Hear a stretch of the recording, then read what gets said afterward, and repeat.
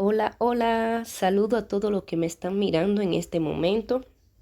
Mi nombre es Génesis Macier Cabral Melo, mi matrícula es 158-45-69 y le estaré hablando sobre el tema que me tocó como explicación del libro de Liliana Regalado de Hurtado. Bienvenido a la explicación. A mí me tocó la historiografía medieval. Desde el siglo V hasta el siglo XV, la corriente historiográfica medieval que se conoce como la Edad Media, la corriente más elevada con la que sería la expansión del cristianismo por gran parte de Europa tras la caída del Imperio Romano Occidente.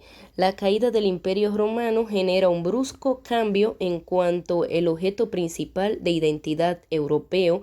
Roma, según la propuesta por Agustín de Hipona, en la ciudad de Dios, siendo el paraíso un nuevo común de dominación.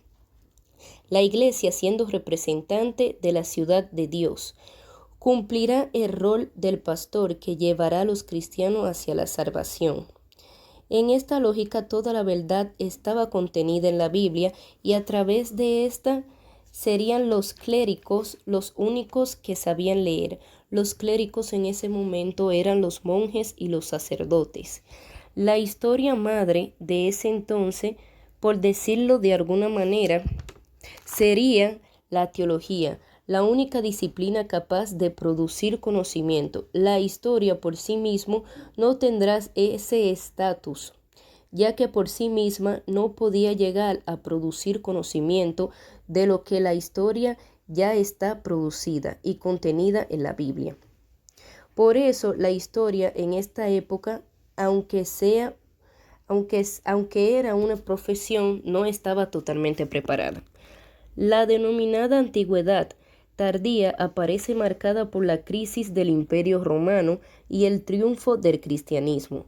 Los historiadores de aquella época nos dejarán advertir que asumen y toman conciencia de tales cambios.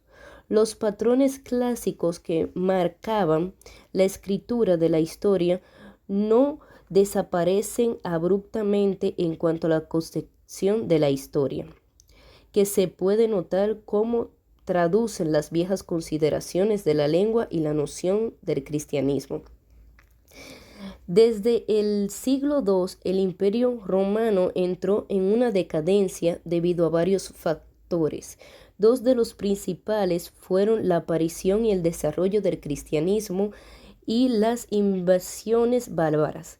En rigor, debiera entenderse que ambos fenómenos aceleraron la crisis del nuevo antiguo precorromano. Sin embargo, la tradición precolatina no desapareció completamente tanto en los círculos intelectuales como en el pueblo, donde la mayoría de las creencias antiguas siguieron teniendo cabida, siendo interpretadas y además constituyéndose en la base del renovado y del nuevo bagaraje cultural de Occidente. La historiografía bizantina.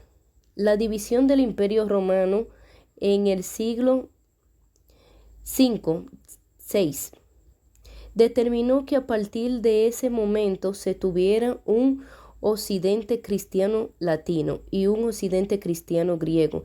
Así es como la historiografía bizantina denota la influencia clásica griega en el sector oriental del que fuera el Imperio Romano de la antigüedad. Y es que la Baja Edad Media, a partir del siglo VII, teniendo como contexto historiográfico el sede de las invasiones europeas, el desarrollo del comercio y las ciudades, el surgimiento de las universidades, la mayor estabilidad de las constituciones y sobre todo el movimiento cristiano de las cruzadas. Como conclusiones, llegamos a que en el período medieval se concibe el devenir histórico sobre la base de la verdad revelada y el proceso de la redención. De la misma manera, Cristo se coloca en el centro de la historia humana y su vida constituye el referente fundamental para la manera como se ordenan los acontecimientos.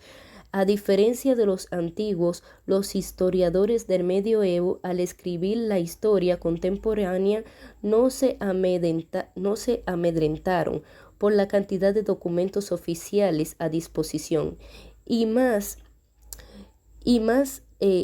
disposición se concentraron en la Biblia.